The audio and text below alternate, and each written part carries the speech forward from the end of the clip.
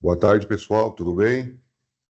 Para aqueles que não me conhecem ainda, meu nome é João, sou engenheiro de segurança e sou especialista em ergonomia também.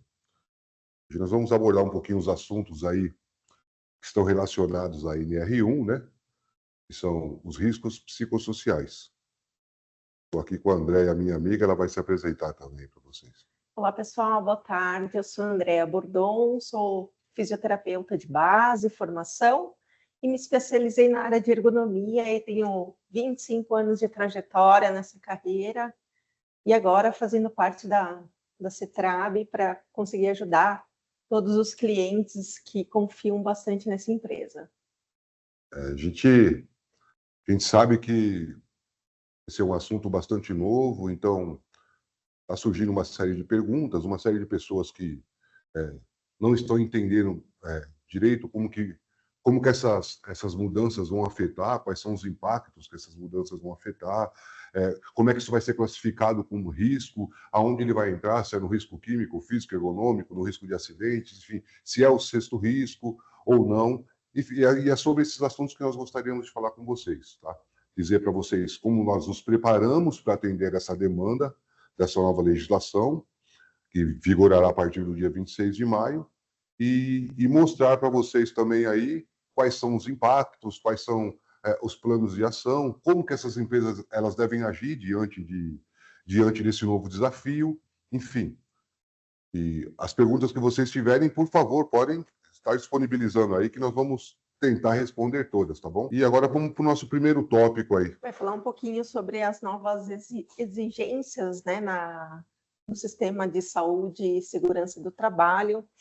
E a gente vale lembrar que a partir de maio de 2025, né, as empresas elas devem, né, avaliar os riscos psicossociais, os fatores psicossociais dentro dessa gestão de SST, né, e acaba também inserindo esses fatores dentro do PGR.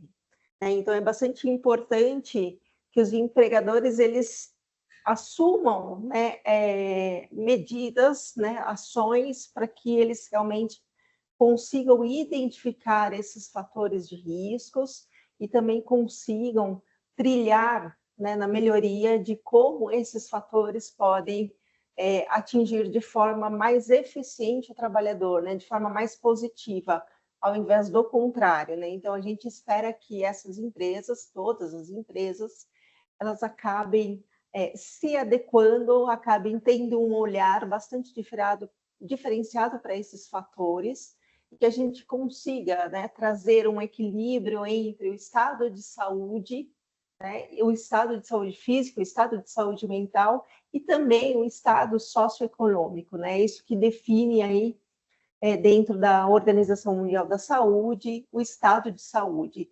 Sem um desses fatores, não significa que a pessoa, não tendo uma doença em si, se ela não tem aí um equilíbrio emocional, não significa que ela é completamente saudável. Então, a gente precisa olhar para essas três esferas para conseguir, né, atuar de forma bastante adequada dentro das organizações. Quando nós falamos aí da nova exigência, pessoal, que será a partir, lembrando, tá?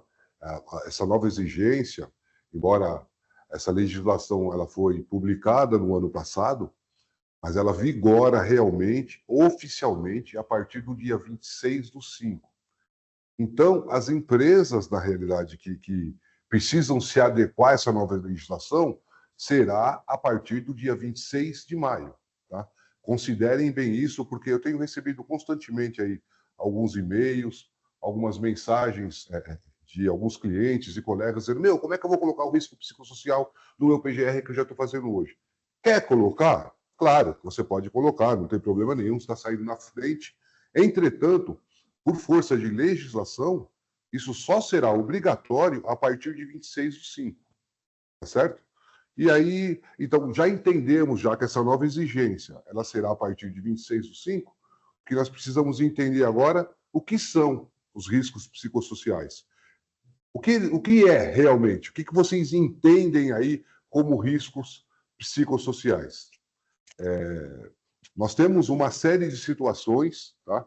Uma série de fatores que desencadeiam aí os riscos psicossociais. Eu gostaria que a Andréa falasse um pouco sobre esses fatores aí.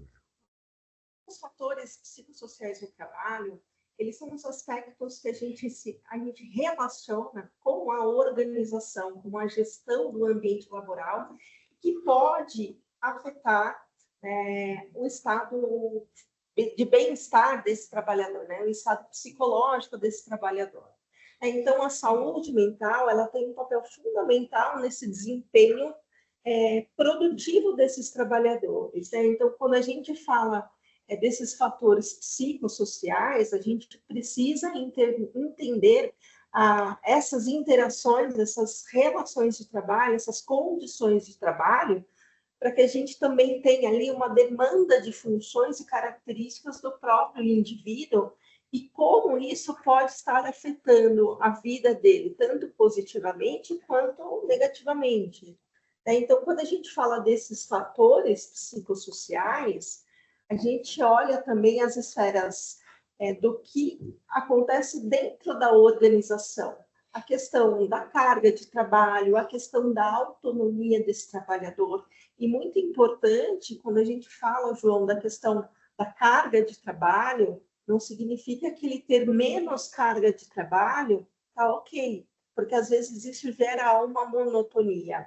Né? Então, a gente tem que ter essa carga de trabalho suficiente dentro de um equilíbrio constante, para que ele não fique também oscilando, né? Ora, uma demanda é muito excessiva, ora, uma demanda é muito baixa. Então, a gente tem que equilibrar, equalizar esse ritmo, essa carga de trabalho, para que a gente não tenha aí uma pressão constante, tanto com a pressão excessiva por conta de uma demanda mais crítica, ou também por uma menor demanda que deixa ele numa ociosidade, né? Levando a ele a ter aí pensamentos de demissões, de se sentir uma pessoa excluída.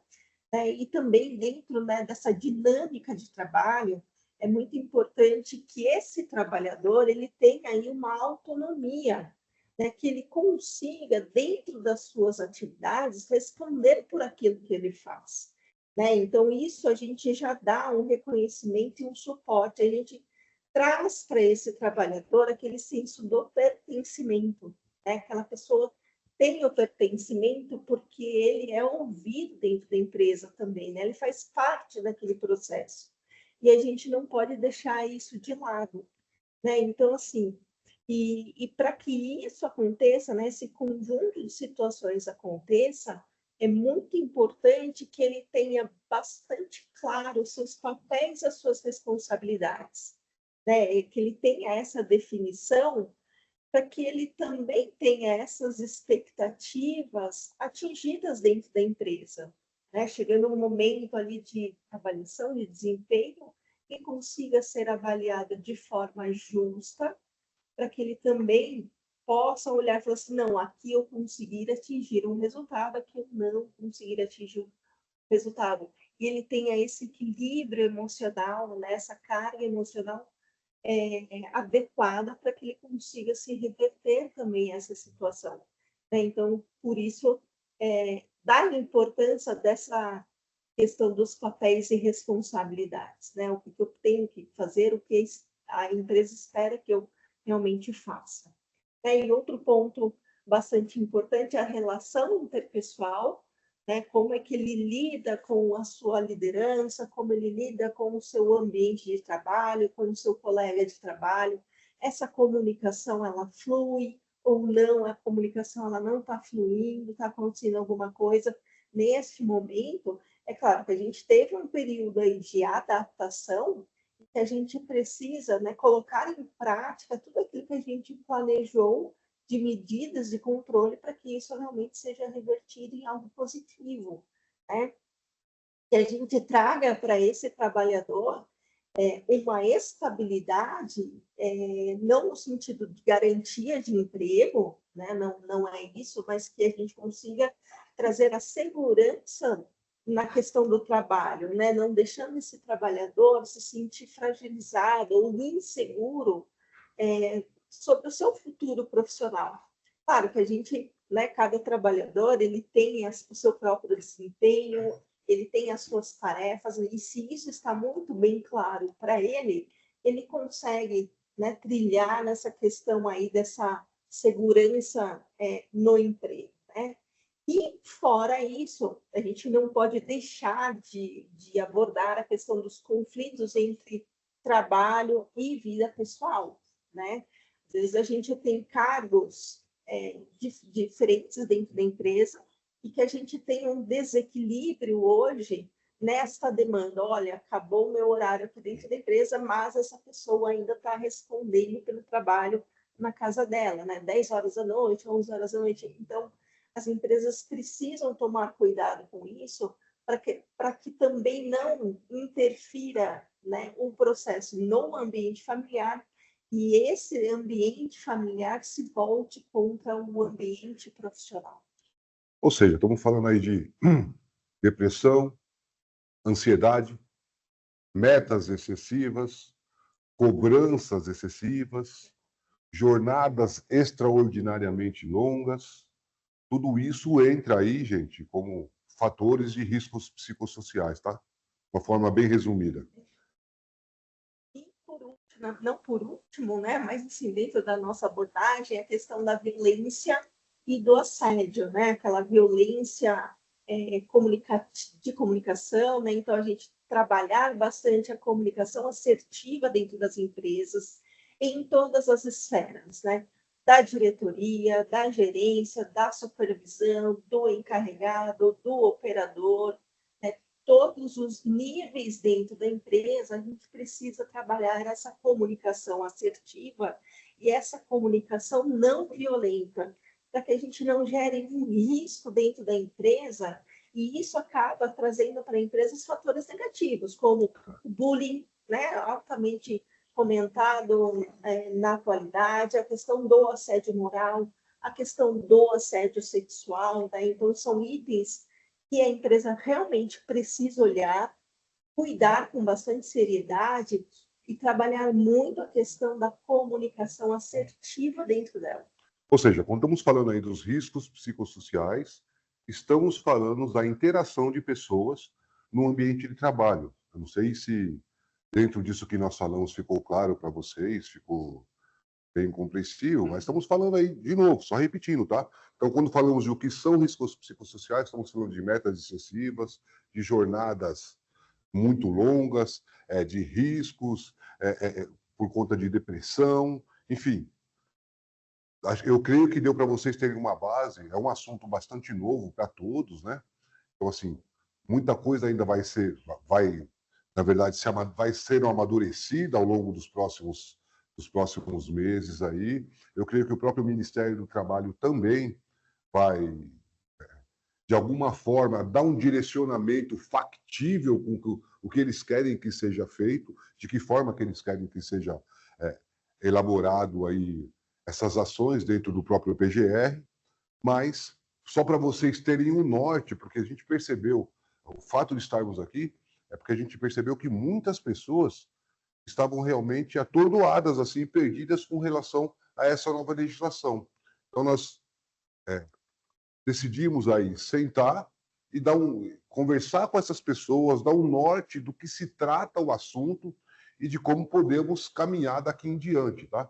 Para estar atendendo a legislação e realmente aí não ser passível de algum tipo de punição pelo Ministério do Trabalho ou por uma fiscalização. E, na verdade, né, a gente tem que trabalhar bastante, né, desses fatores psicossociais negativos, né? Então, quando a gente fala, né, desses fatores psicossociais, a gente precisa diminuir o estresse, diminuir a possibilidade de um burnout, né, que é aquele estágio mais avançado aí da depressão, da ansiedade, né, onde a pessoa realmente se encontra num momento de estafa, né? Ela não consegue realmente produzir o que ela produzia antes no seu ambiente de trabalho, e isso traz para ela um sofrimento muito grande, porque ela também não consegue produzir na sua vida pessoal. Perfeito. Né? E a gente tem também a questão dos outros transtornos psicológicos, né, como ansiedade e depressão, que são fatores um pouquinho mais a menos, mas que eles também existem dentro dessa esfera, né, desses fatores. E a questão também ali da produtividade, né? Então, assim, hoje a gente sabe, as empresas, elas vivem dessa questão de produtividade, elas vivem, né, João, dessa questão da melhoria da sustentabilidade para permanecer dentro, né, do mercado competitivo, mas essa questão da produtividade, ela tem que ver com estudo, com planejamento muito adequado para que, num determinado momento, eu não aumente muito esse processo, sem que antes eu tenha um preparo, né, de toda a cadeia de áreas e de pessoas dentro da empresa, dando conta daquele recado. Perfeito, Né?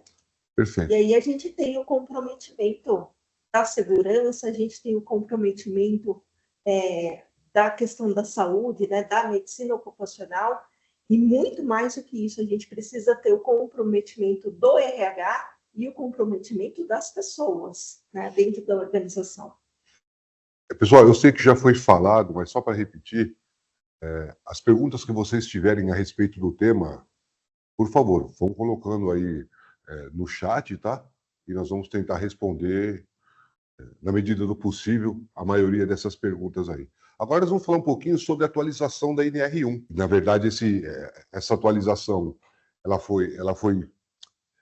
foi publicada no ano passado, ela passa a vigorar a partir de 26/5, mas esse risco, né, Andréia, na verdade, ele já constava, né? Não era algo que a gente olhava com muita atenção, né? Bons profissionais olhavam essa questão, sim, mas isso deixava um leque de imensas dúvidas dentro do trabalho. Então, assim, adequar as questões psicofisiológicas dos trabalhadores. Então, as pessoas tinham muita dúvida. Como que eu vou adequar um ambiente para as questões psicofisiológicas de um trabalhador? O que eu tenho que olhar? E até um nome bastante difícil, né? Adequar as questões psicofisiológicas. Então, muitas vezes, a pessoa lê e não entende aquilo que está escrito. Não entende aquilo que está escrito. Exatamente. Então, hoje, o governo, ele preparou toda essa, ele já vem preparando, né, João, toda essa adequação, todas essas revisões das NRs 17, justamente para a gente chegar neste momento e estar plenamente adequado daqui para frente, né? A empresa está preparada para esses novos desafios, para a implementação de boas práticas da ergonomia, né? Então, hoje, quando a gente fala dessa atualização da NR1, na verdade, a gente está falando agora de uma obrigatoriedade, né, de que todos estão cientes sobre isso, e de uma forma muito mais clara, né, e não tão aberta como era apenas ali na NR17. Então, a partir de agora, os empregadores aí, gente, com essa atualização que teve da norma, os empregadores aí, eles terão que identificar os riscos e adotar medidas preventivas, tá? Na verdade, assim, a legislação ela é bem clara. Então, a partir de 26/5, vocês perdoem, eu vou estar o tempo todo falando dessa data para que vocês fixem aí, que entrará em vigor a partir de 26 de maio. Então, os empregadores aí, eles terão que tomar ações, tá? Identificar os riscos e tomar ações. E é isso que a legislação, além de identificar os riscos, eles têm que adotar medidas preventivas, medidas corretivas, para mitigar esses riscos, para minimizar pelo menos esses riscos psicossociais, tá bom? Quando a gente fala, né, desses riscos psicossociais, a gente também tem algumas medidas obrigatórias, né, que faz parte aí desse processo, né? As empresas, elas devem criar aí um plano de ação, uma reorganização do trabalho para que ela consiga melhorar essa relação interpessoal, né? Então, hoje, no momento atual, a gente tem aí que lidar com uma gestão de crise, né? E qual é a minha gestão de crise dentro da empresa? É uma relação interpessoal? É uma comunicação tóxica? É um assédio moral? É uma monotonia dentro desse, né, junto a esses trabalhadores, aquele trabalhador que está na geladeira? Como é que eu vou lidar com isso, né? Então, a gente fala um pouquinho sobre a geladeira, mas é importante a gente tocar nesses assuntos, porque essas medidas, elas precisam ser monitoradas e revisadas constantemente, Certo. né? Então, a gente tem que ter realmente essas esferas, né, essa visão macro dentro da empresa. Quando a gente fala, né, desses fatores psicossociais, a gente precisa olhar um pouquinho a carga de trabalho, o ritmo de trabalho, a exigência emocional desse trabalhador, né? Muito me surpreende, mas assim, eu já ouvi, né, gestores falando assim, olha, aqui não é lugar de chorar, vai chorar no banheiro, né? Então, assim, como é que o trabalhador cuida da tua emoção, né? A questão da autonomia desse trabalhador perante a atividade dele, né? E essa questão da autonomia também traz algo muito positivo para dentro das empresas, que é a questão da qualidade do teu produto. Então, se eu tenho aquele trabalhador que ele tem autonomia, né, de estar olhando aquele produto, ele também tem a responsabilidade na qualidade daquilo que ele está fazendo, né? Perfeito. E a gente tem a questão também dos apoios, né, da questão social, interpessoal, do reconhecimento, né, como que a empresa lida com diversas situações. É uma empresa parcial, imparcial, ela olha de forma justa, né, o que está acontecendo dentro desse ambiente, a questão da segurança, né, do emprego e da estabilidade. Aqui eu friso, não significa que aquela empresa há de eterno dentro da empresa. Ele precisa, né, enxergar caminhos para que ele se adeque e tenha perspectiva de trabalho dentro daquela empresa, né?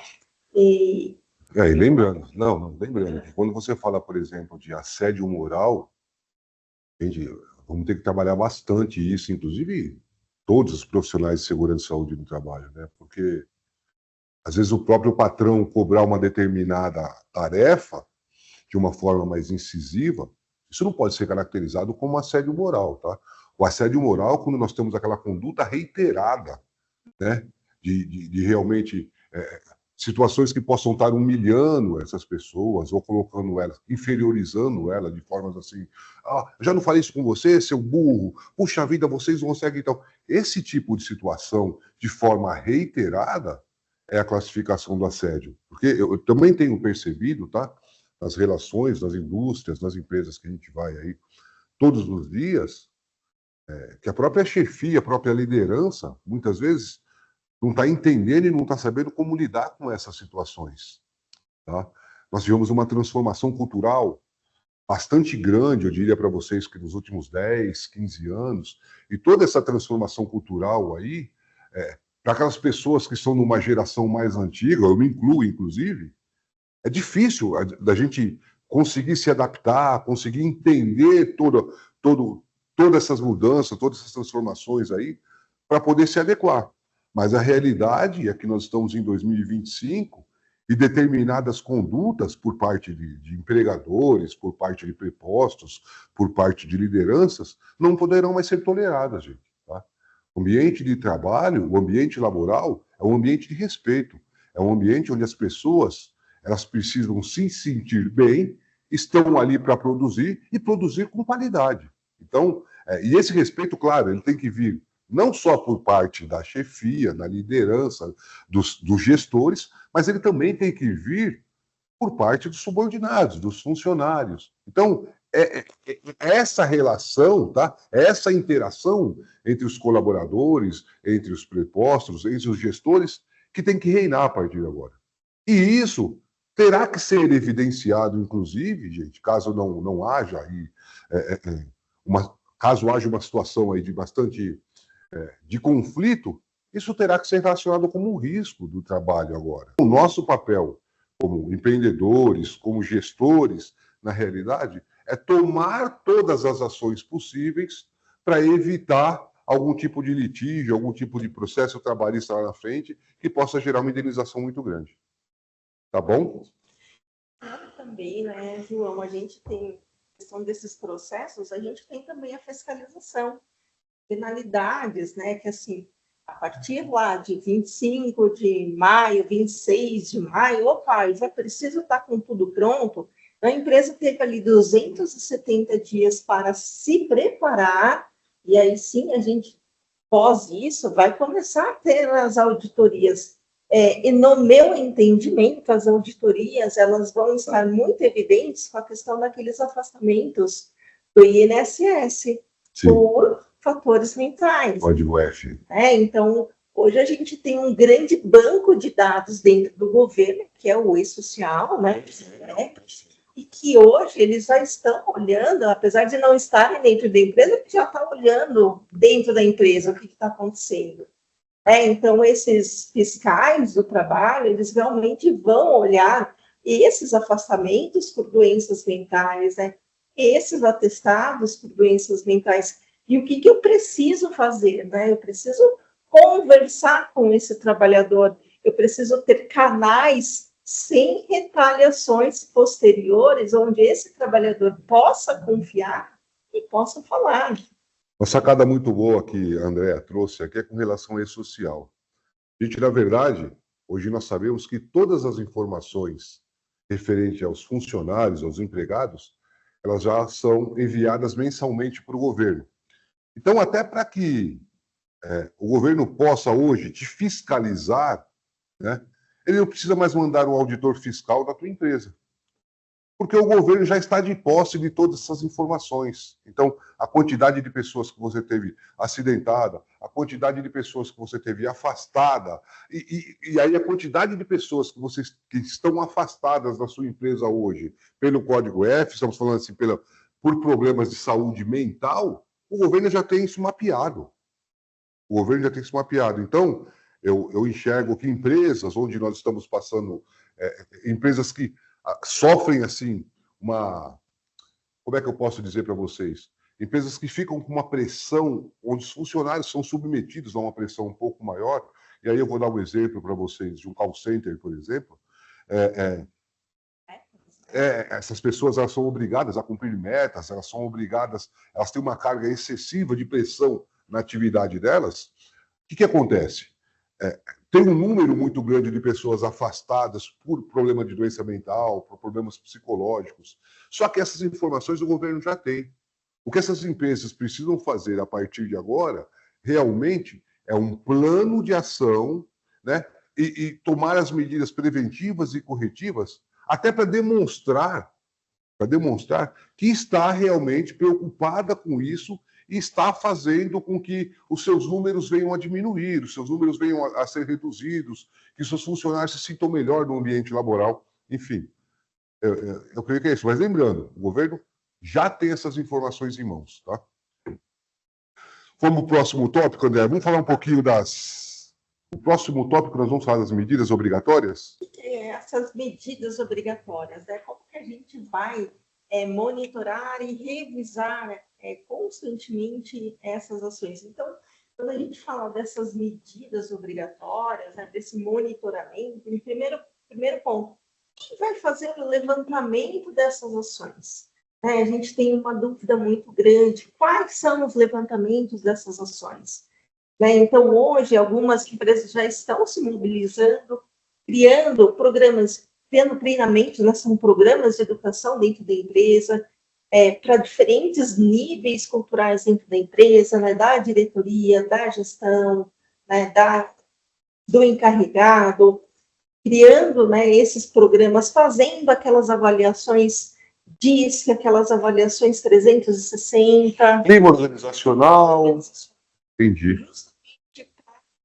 Verificar, gente, essa pessoa, o João, ele é um cargo de gerente, mas será que o João, ele tem as competências, ele tem o soft skill, para que a gente consiga fazer com que o João olhe para essa gestão toda, Então, não significa que, às vezes, o João não tenha uma qualificação dentro de diversas outras qualificações, mas a empresa dá munições para que ele também consiga se desenvolver, Desenvolver como um líder de equipe. E aí, a gente tem os fatores que a gente vai precisar olhar, Então, em cada uma das esferas, a gente precisa entender o que está acontecendo com aquele público dentro da empresa. Então, a gente tem o 0800, que é o canal de denúncias. O compliance, acontecer dentro da empresa, está funcionando, não está funcionando. Então, assim, são diversas ações que a empresa pode adotar, realmente, para ir monitorando constantemente o que está acontecendo. Essa pesquisa de clima organizacional, ela dá um parâmetro aí para as empresas entenderem a real situação, né? Então, ela fornece aí uma série de informações com relação aos funcionários e ela dá um parâmetro aí para as empresas saberem como fazer o plano de ação, de que forma vão atuar, de que forma que vão reagir diante daquilo que foi apontado, daquilo que foi mensurado. E agora nós vamos falar um pouquinho da fiscalização e penalidade.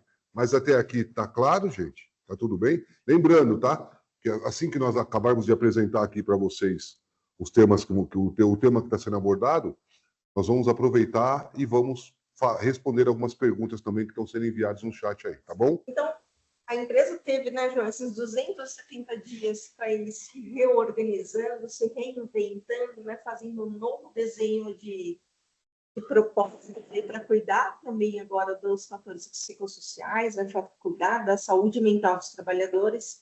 E como vai ser a fiscalização? Né? Quanto tempo eu vou ter que para me adequar? Então, assim, a gente vai ter essas fiscalizações, como dito anteriormente, eu acredito que esse canal de fiscalização vai vir por meio aí dos afastamentos INSS por CDF, por conta das doenças mentais, e também a empresa já pode trabalhar de uma forma preventiva e fazer, né, o levantamento de setores dentro dessa avaliação organizacional, esses 360 graus, a gente também tem já a identificação de setores que apresentam dentro da empresa que é um sinal de alerta, que está me sinalizando que eu tenho um risco prioritário, né?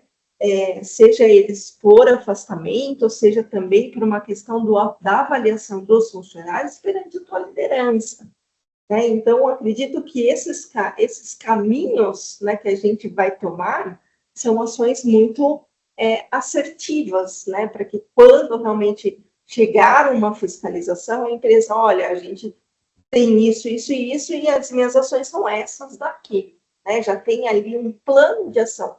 O mais importante, qual é o plano de ação que a empresa tem para realmente mostrar para a fiscalização do trabalho o que está acontecendo, né? Onde estávamos e aonde nós estamos e onde queremos chegar. Então, ela tem que ter essa trajetória muito bem definida, né, João? O que não dá, na verdade, é para ficar sem fazer nada, gente. Não dá para a gente ficar deitado eternamente em berço esplêndido, achando que não será fiscalizado, que não vai acontecer nada.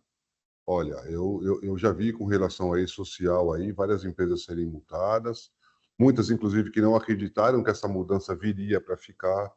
Gente, de novo, é muito claro. O objetivo do governo, na realidade, é ter um mapeamento aí da saúde de seus funcionários, de como está os riscos, identificando como estão os riscos dentro da sua empresa.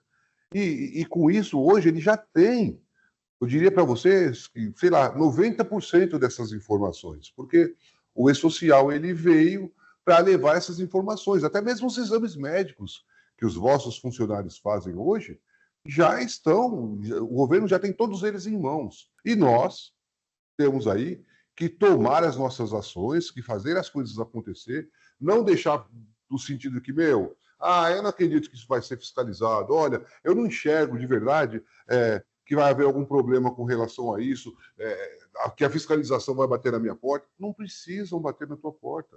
O governo já tem todas essas informações.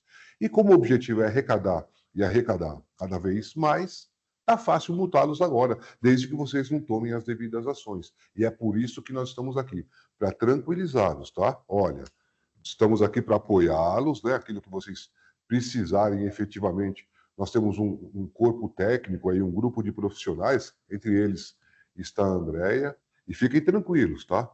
Já estamos aí em constante reuniões com esse grupo, com esse corpo técnico, já definimos, inclusive, algumas ações de como serão colocados dentro do PGR esses riscos, tá? Lembrando, tá, pessoal, esse pessoal de segurança e saúde, o risco psicossocial não entrará como sexto risco, tá? Porque nós falávamos de risco químico, físico, biológico, ergonômico e acidente. São 5. Agora nós temos o sexto, que é o risco psicossocial. Não. O risco psicossocial, ele entrará aí como um sub-risco, como um sub-item no risco ergonômico, tá? Então, na bolinha amarela lá do mapa de risco, tá bom, pessoal? O risco ergonômico, o risco psicossocial entrará aí dentro do risco ergonômico, tá bom? Só para não ter nenhuma dúvida a mais. Precisa ter um psiquiatra dentro da empresa? Nesse momento, não.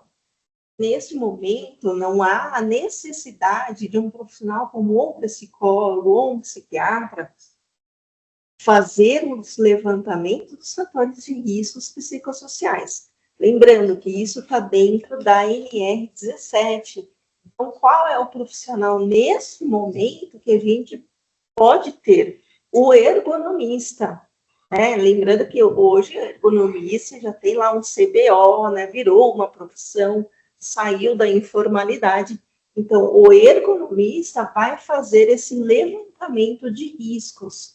Após esse levantamento, a empresa vai ter, né, um score, né, o status de como que está, né, a saúde dos trabalhadores, não só mental, mas física e organizacional, como que ela vai lidar daqui para frente. Aí sim, pode entrar a questão do psicólogo e do psiquiatra.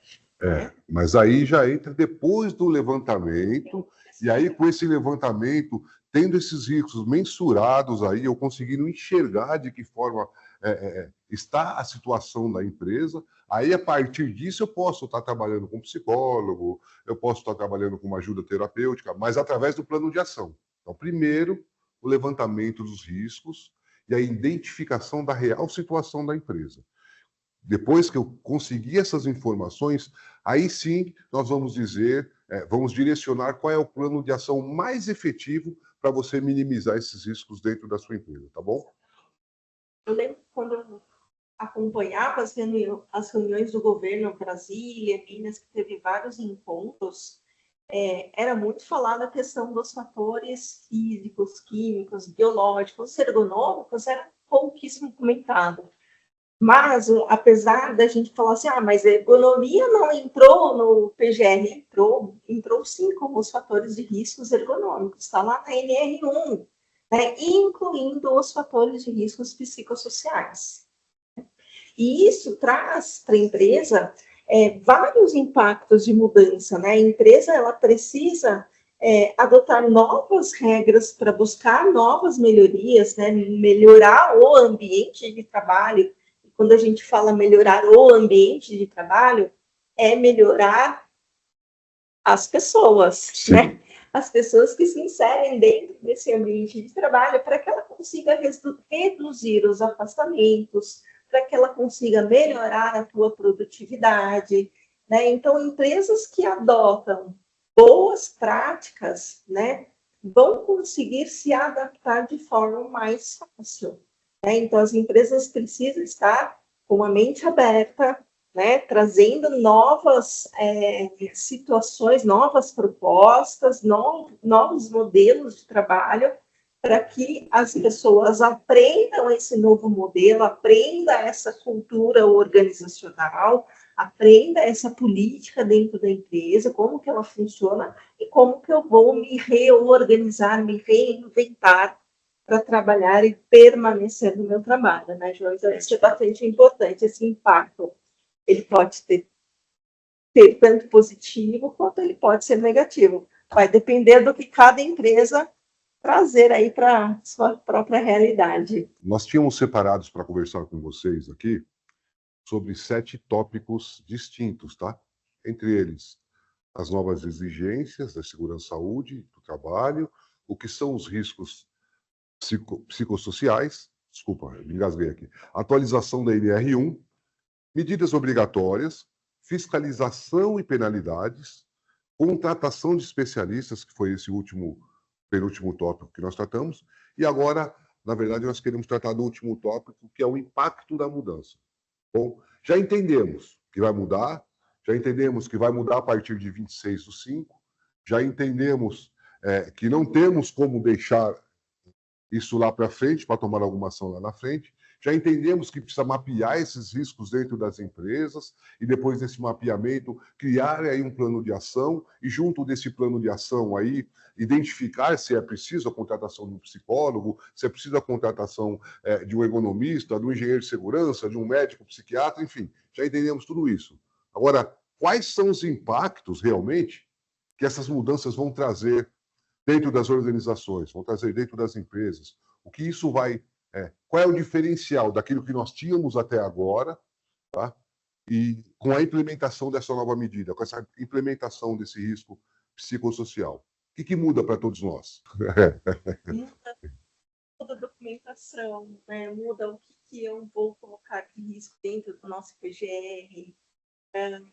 Ponto bastante importante, que às vezes as pessoas têm um pouco de dúvida, a questão, esse risco vai aparecer no ASO, sim ou não? Aqui eu dou um exemplo um pouquinho da ergonomia, sem olhar o psicossocial. A ergonomia, ela está lá, ergonomia, e hoje tem os fatores psicossociais inseridos nelas, né?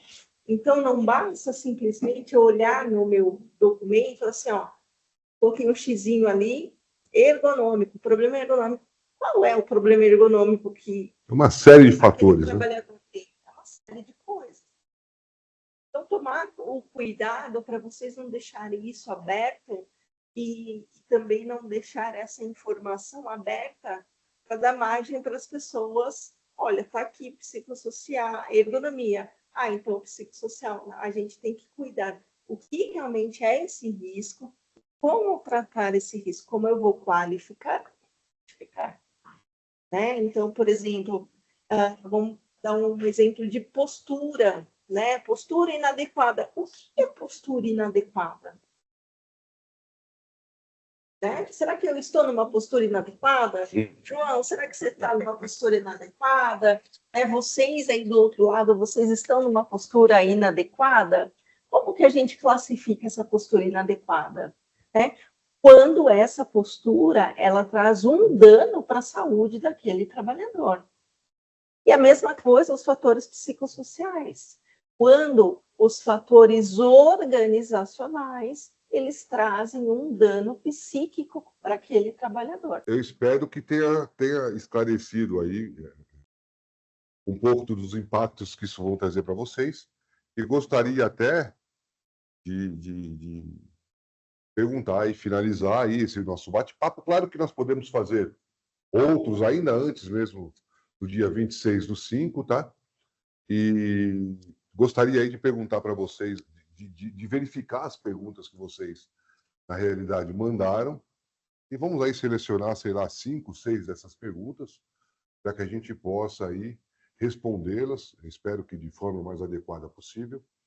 E, gente, de novo, se ficou dúvida, podem colocar no chat, tá? Ainda que a gente não consiga responder todas dentro do chat, dentro desse webinar agora, nós respondemos posteriormente. Esse webinar está sendo gravado, então, fiquei com alguma dúvida daquilo que foi falado. Tá, os nossos e-mails, tá, as nossas redes sociais, os nossos WhatsApps estão à disposição, tá? Tanto eu como o André estamos aqui o tempo todo aí para ajudá-los aí naquilo que vocês precisarem. Eu trago um pouquinho, né, João, até experiência aí de vivência dentro de empresa, a questão dessas informações, o que consta no documento, o que eu preciso constar no documento, isso vai para o PGR, isso vai para o PCMSO, isso tem que estar apontado no ASO, lembrando que no ASO você tem lá os fatores físicos, químicos, biológicos, ergonômicos, e o fator psicossocial, ele está inserido dentro dos fatores ergonômicos. Então, se a empresa, ela fez a lição de casa, né, ela fez a avaliação, ela fez a investigação desse risco e detectou, né, essa questão do psicossocial, por exemplo, ela detectou uma violência dentro da empresa, uma comunicação não assertiva, que levou a um dano moral e etc., esse fator ele tem que ter, né, flegado ali na questão do ergonômico. E dito isso, né, assim, trazendo aí uma equiparação, né?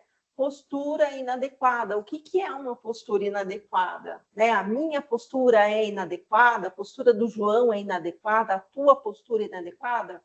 Nem sempre é inadequado. O inadequado é quando eu vou levar a um sofrimento esse trabalhador, quando eu vou levar a um adoecimento desse trabalhador, seja osteomuscular, seja um fator mental, esse trabalhador adoeceu por fatores psicossociais, lembrando carga de trabalho, lembrando exigência emocional no trabalho, autonomia, né, a falta da autonomia desse trabalhador, a falta de apoio social, né, o reconhecimento desse trabalhador, né, como é que é a avaliação desse trabalhador, ela é parcial, imparcial, ou é uma avaliação justa, né, onde eu não tenho a influência desse resultado, eu tenho a questão da segurança, né, no ambiente de trabalho, aquela cultura organizacional ela é muito bem clara,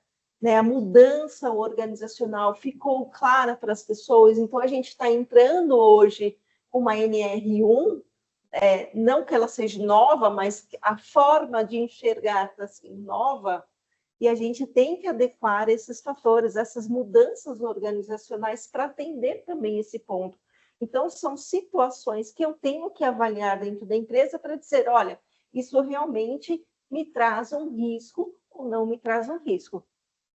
E lembrando, risco baixo não significa ausência de risco. Perfeito. Significa que a pessoa tem uma menor probabilidade de ter um adoecimento, né? Então, a gente precisa realmente tomar cuidado com essas ações. Bom, eu queria dar uma verificada agora nas perguntas aí, André, aquelas que foram mais recorrentes, né?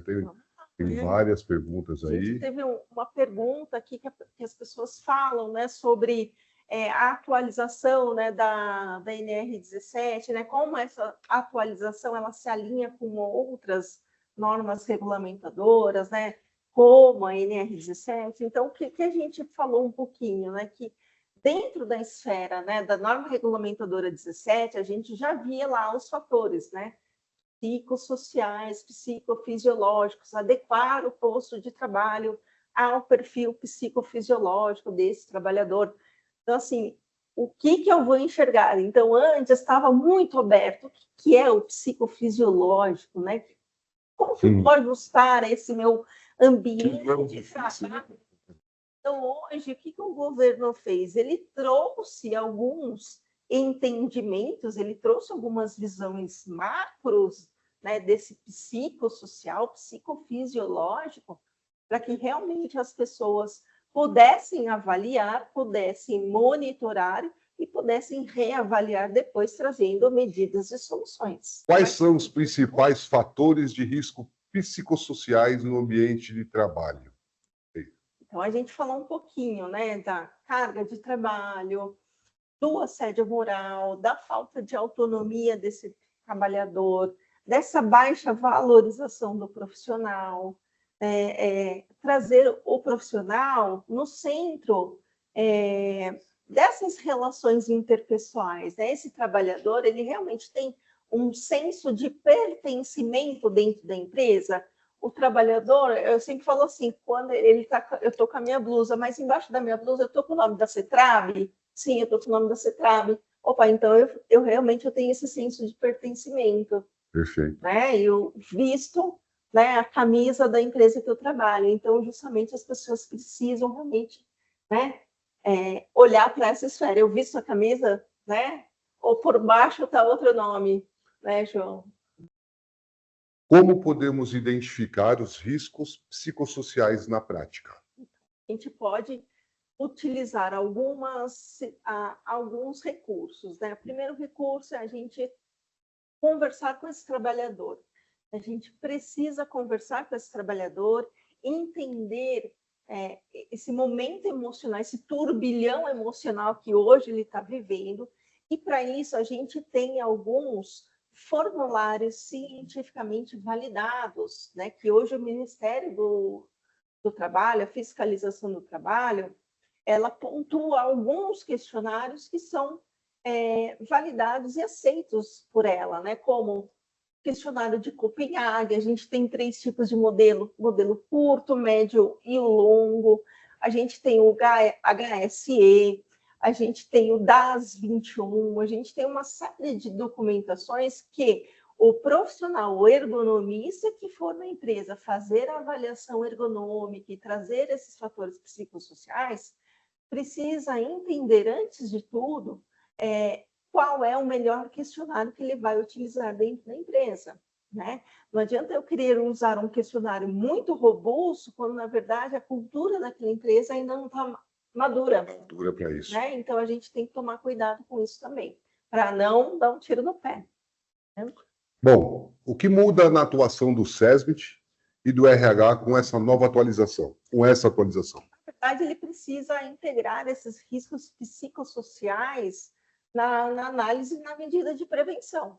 Tá? Então, assim, não é mais um risco. Já era um risco existente, né, João? Só que hoje a gente vai ter que trazer essa análise e trazer as medidas. Esses riscos serão incluídos aí dentro do PGR, tá? Será incluído aí dentro dos riscos ergonômicos. Então, dentro dos riscos ergonômicos, nós temos também agora o risco psicossocial. Lembra que eu falei para vocês? Não estamos tratando aqui de um 6º risco, tá bom? Estamos tratando, na verdade, de um risco que será incluído dentro dos riscos ergonômicos, tá bom? Para não ter nenhuma dúvida aí de vocês aí. Então, o SESMIT aí, o pessoal do SESMIT, tem que fazer esse levantamento, entendendo que esse levantamento é um risco, e trabalhar isso junto com o RH, caso seja identificado aí dentro desse levantamento algum risco que possa comprometer os funcionários, que possa comprometer a própria qualidade do trabalho, junto do RH, e o RH vem com pesquisas de clima organizacional, com canal de denúncia, enfim. Vai ser um trabalho inteirado, gente. Vai ser um trabalho entre o SESMIT e o RH. Porque, na verdade, não é o SESMIT que tem que lidar com a doença ocupacional. O SESMIT, ele tem que identificar esse risco. Quem tem que lidar de como agir com a doença ocupacional é o RH, é o DP da empresa. Então, fazendo um monitoramento contínuo, tá? Eles vão trabalhar aí através de indicadores. O SESMIT identificou o risco, o RH, através desses indicadores, desse monitoramento contínuo, é que vai tomar ação, tá bom? Então tem que ser um trabalho conjunto entre o SESMIT e o RH. Exatamente. Quais as medidas as empresas podem adotar? Essa é uma nova pergunta, tá? Quais as medidas as empresas podem adotar para prevenir e mitigar os riscos psicossociais? É que é complexo, né? Na verdade, essas medidas elas precisam ser muito eficazes, né? Então eu falo que doses homeopáticas, né, João? Aquele comprimidinho de todos os dias que ao longo do tempo vai trazer aí um benefício muito grande para as pessoas, né? Então a gente precisa trazer o treinamento para a liderança, para ela olhar para essa gestão de forma saudável, né? A equipe tem que estar saudável, né?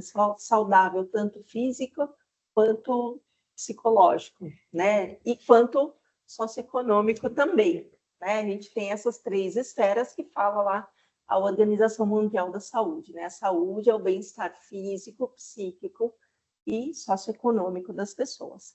Dentro disso, como o João disse, né, a gente pode criar os canais de escuta, né? A gente pode ter uma brincadeira à parte, né? Colocar um orelhão bem grandão ali na empresa para que as pessoas possam falar, né, João, e serem ouvidas. Também não adianta esse canal de escuta ser surdo, tá, pessoal? Exato. Nós temos um canal de escuta que são feitas várias denúncias, são feitas várias reclamações, e ninguém toma nenhuma ação. Então é um canal de denúncias que, na verdade, ele é surdo. Aí não adianta muito, tá certo?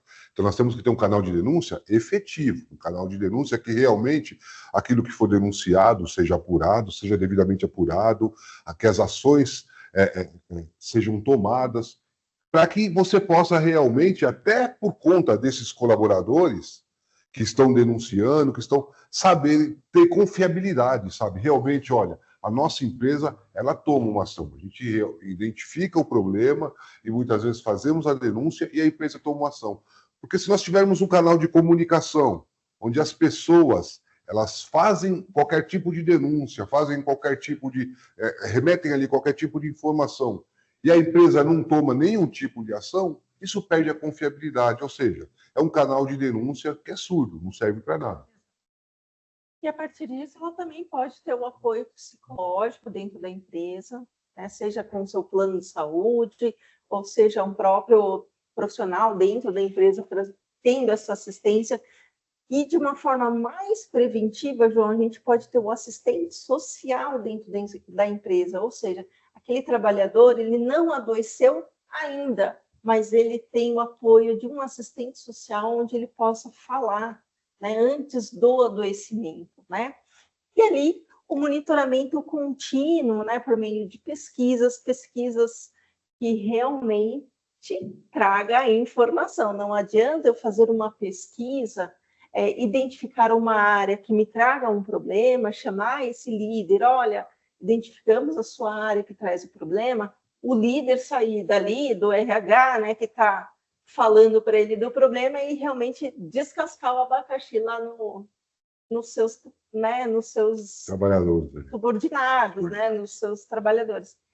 Não é uma política eficaz, né? Então a gente precisa melhorar essa ação. E aí agora nós temos uma outra pergunta.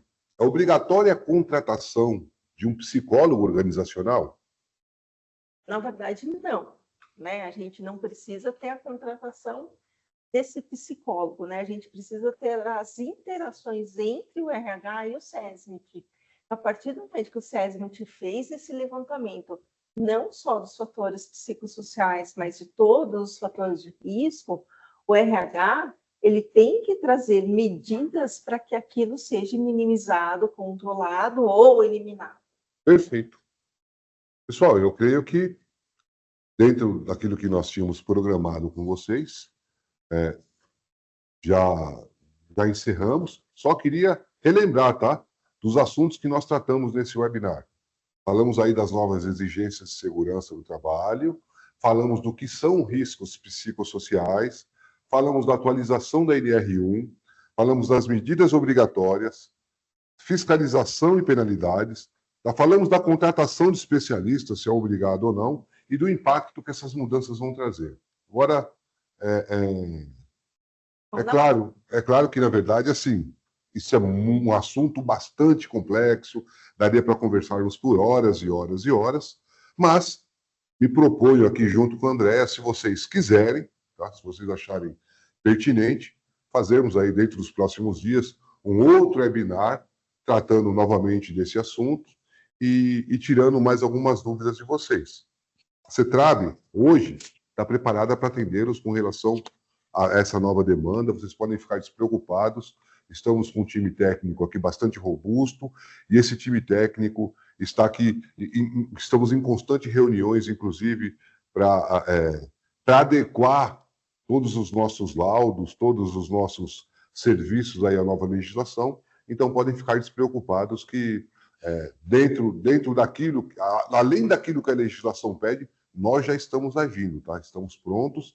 Se vocês tiverem dúvida, novamente, coloco os nossos canais à disposição, tanto